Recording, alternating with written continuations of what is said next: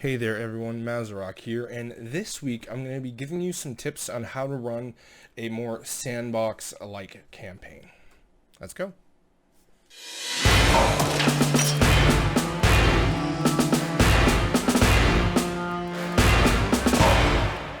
Now, before we get into the tips on the Sandbox campaign, I do want to announce that on Twitch, we're very close to my first kind of milestone, which is 50 followers on Twitch. And once we hit 50 followers on Twitch, I'm going to be doing a giveaway. The Rime of the Frostmaiden dice set with the box with the cards and all that, right here. I will be giving that away on stream. So what's going to happen is when we hit 50 followers, no matter what point, the next D&D stream, so Sundays at 7 p.m. Eastern, Rime of the Frostmaiden campaign, in the chat during the break, I will do a contest I'll do the giveaway then, where whoever's in the chat will be able to give a keyword and get in. I'll make the announcements quite ahead of time so everybody can kind of plan around it.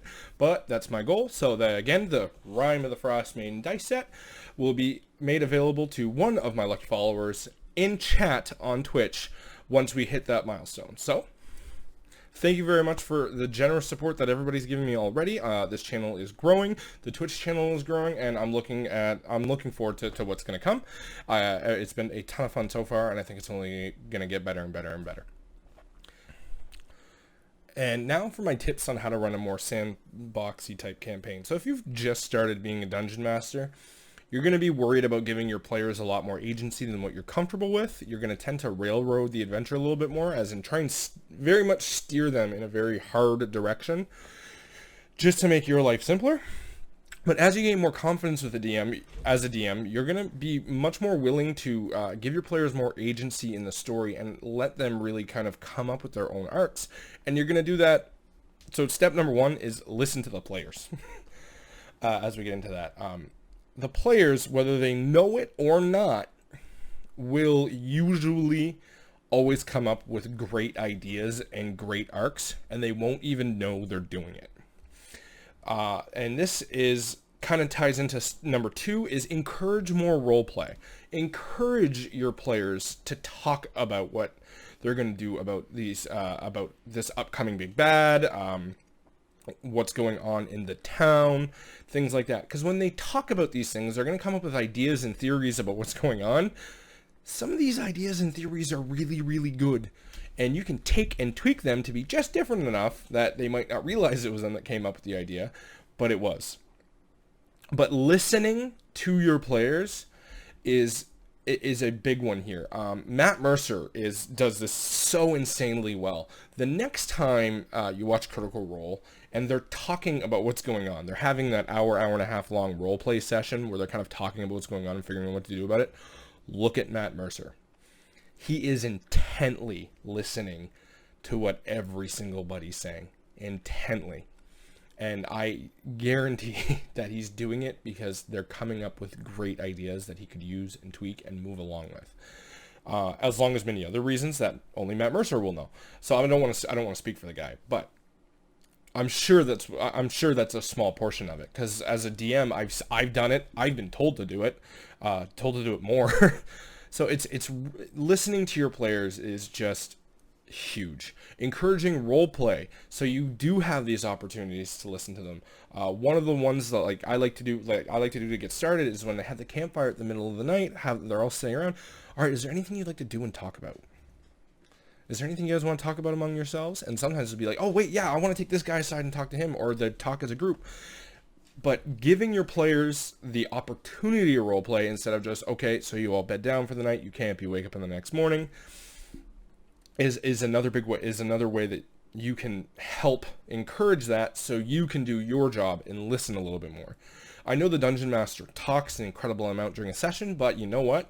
I have seen myself with my current group. My Sunday group knows this best. Those of you that play in that, you know what this has happened. But there has been entire sessions where I was literally only there to provide context that they were misunderstanding. Like, would my character know this? Because they role played for 3 straight hours. And it was fantastic. Zero complaints on my part. Zero. I left there going oh, my heart, I love it.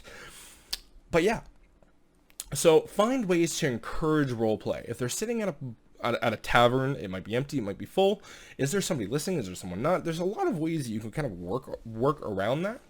But that leads into my next one, and it is the very underutilized charisma checks.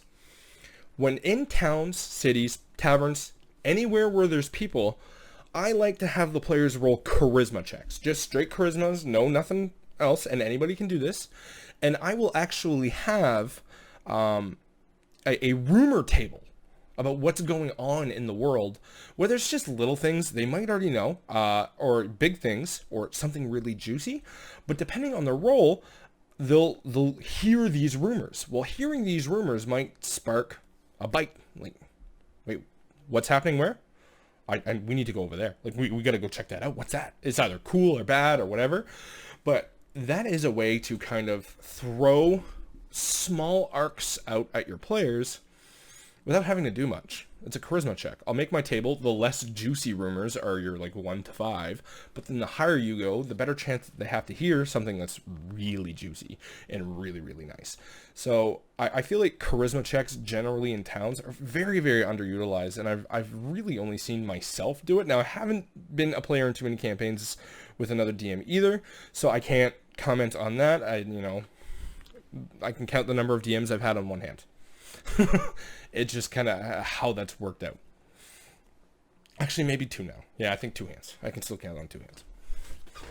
But so use charisma checks. Make up a rumor table and have them roll, and just straight charisma and see what comes out of it.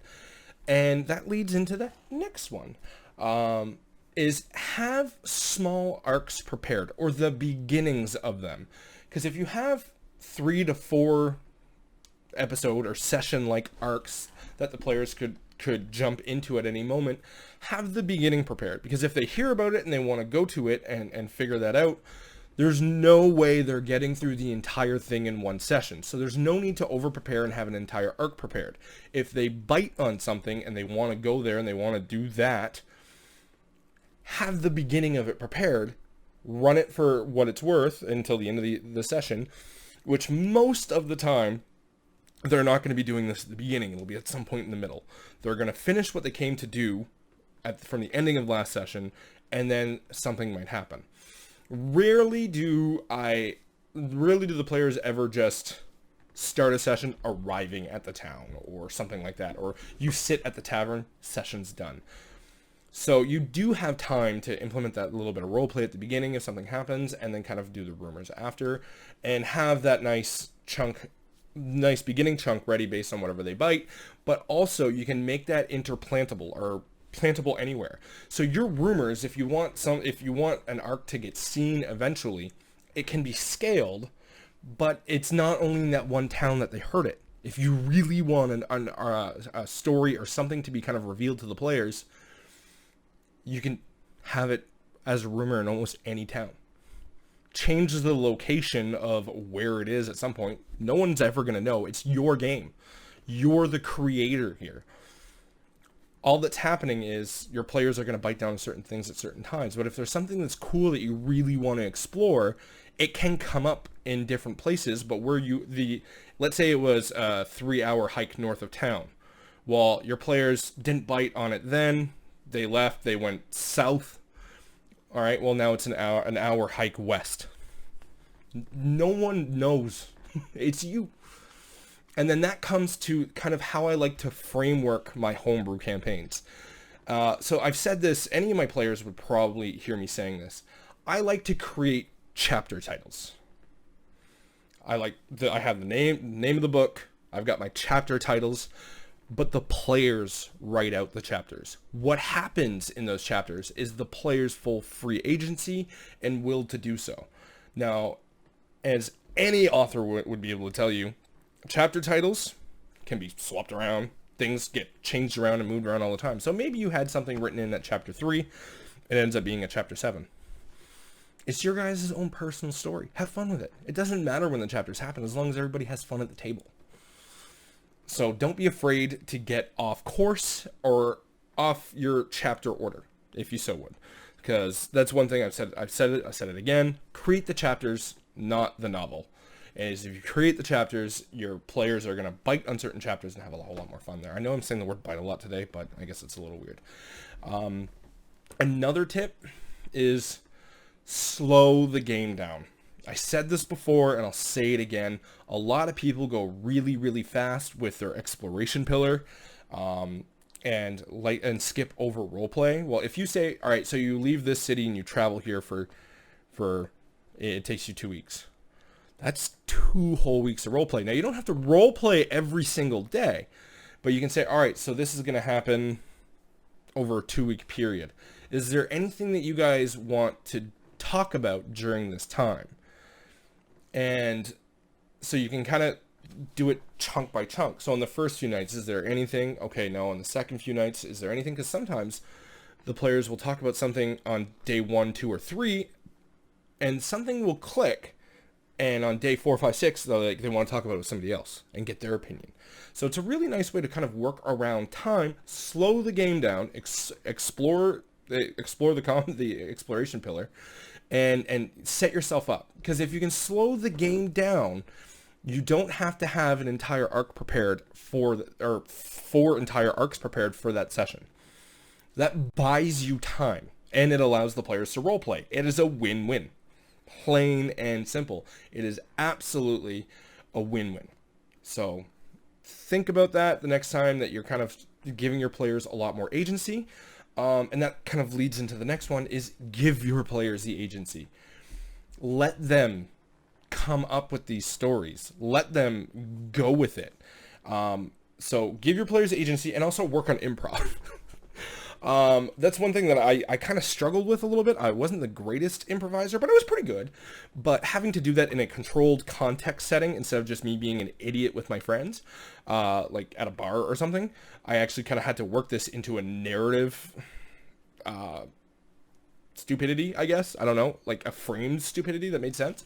But when you can learn how to do that a little bit, and there's a lot of great videos online about improv skills and things like that, and things that you can do to control a story a little bit better through improv, go ahead and watch those. There's a ton of them on YouTube. I don't even know where to start, but that right there, working on your improv is going to be able to help that a lot, because you won't get blindsided as much, and if you do, those are the funnest ones. Getting blindsided by your players it's put me on the spot, and I've come up with some of my best ideas in a pinch, or what I think are some of my best ideas. My players could have hated them. I don't know. So far, I think everybody loves them, but it's all been fun, and they keep coming back to the table. So work on improv skills. And another one that I see a lot of people get caught red-handed is NPC creation. I have a list in my binder of unused NPC names for each gender of each race, and I usually try and put 2 of each. So I have 2 human males, 2 human females, 2 elves, 2 male elves, 2 female elves. Go on. The whole thing takes a page. Fantasy Name Generators does all of the work for you. They do not need to be fleshed out. But once you have a name to an NPC that you had to create on the fly, creating their personality is so much more simple. I don't know what it is about attaching that name to that person already, or that NPC, but it seems like it's just the pebbles that kind of flood the avalanche of creation in your brain. I know that's what it is with me. You guys could be the same way. So I have a literal list of unused NPC names that if I need one on the fly for no matter what race I want to use, it's just literally there. I use it, and then all of a sudden I'm coming up with an NPC on the fly with all of them. But I find having that name spurs everything. Oh yeah, that name sounds young, or that name sounds old, or whatever. It sounds full of magic. It sounds like they're a little dull, but just kind of how you read that name at the time can just snowball everything. So that's personally what I like to do. And lastly, if you're not doing this as DM, take notes. So we're going right back to the first one. So if you listen, it's important to listen, but if you're not remembering anything, don't matter. I have pages and pages and pages of notes that I take while the players roleplay. I like this idea, connect it to this, or just do kind of whatever. If you watch me on Sunday, you're going to see me a lot of times. This is going to be the exact view. I'm doing this. I'm writing notes. And because that way I can go back to them, put them in the session recaps, come up with new ideas, link things further, and that way it just creates a good framework. And here's like a statistical fact: you are like somewhere around this point. I'm not fully percent accurate on this one, but you're like 80% more likely to remember something if you write it down. And I know ever since hearing that, I have taken it a point to write it down. I have a little book that I bring with me everywhere. It's just a little blank notebook.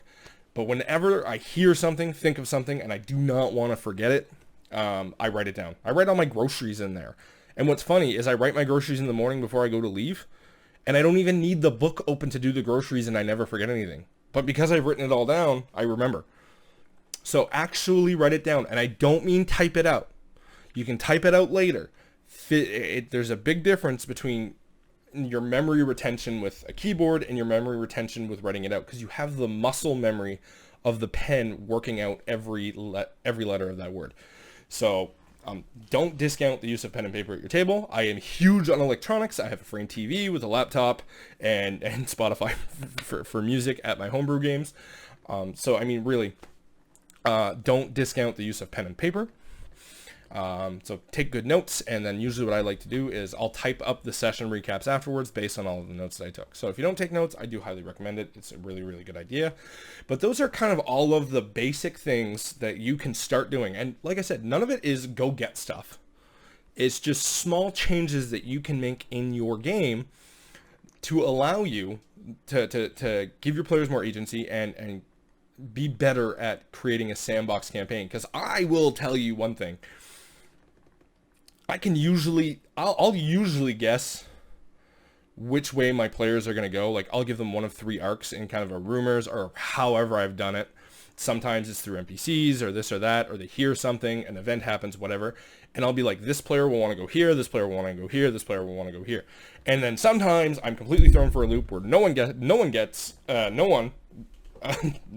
either picked up on anything, didn't link it to their backstory. So here's a little bonus: if you can somehow link the arc to your character's backstories, henceforth, bigger the backstory, the better.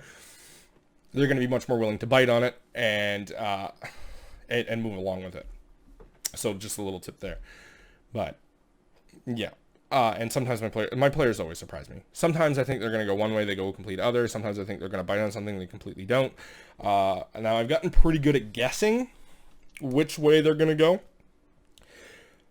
But how they react to it always blows me away. Where sometimes I think they're going to react happily, they react angrily to something, because their characters would react angrily. I have really, really good role players in my group, and I'm super, super thankful for that. So if my group is watching, thank you very, very much for the past few years of fun and excitement that you guys have provided me through your role play, and I hope to continue being a good DM for you guys. But yeah, so no plan survives contact with the enemy. The old adage goes, well, no plan survives contact with your players. So this is where listening, don't be set on your plans as much as you think you are. Be flexible, be willing to improv a lot more, and kind of all these things that I've been talking about, they all kind of play, but they're all small tweaks in mindset that you can do that you're going to be surprised at how well they work out when they do. And very rarely are they not, because nobody knows. Unless you're written a pre-written adventure, which even at that, I'm running Rime of the Frostmaiden, but I'm changing stuff. My players already know how much I like to change stuff, and very rarely am I going to get them to fight something where the stat block is what the stat block is in the book.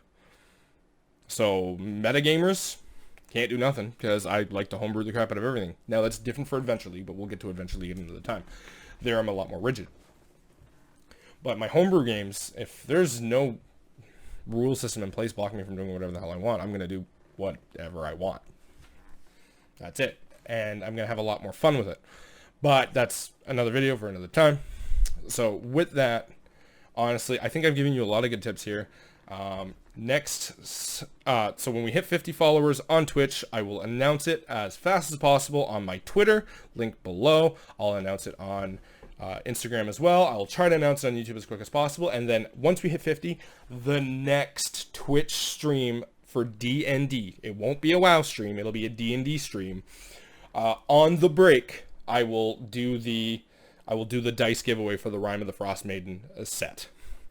So If you have not followed me on Twitch yet, please do, and you will get notified when I start.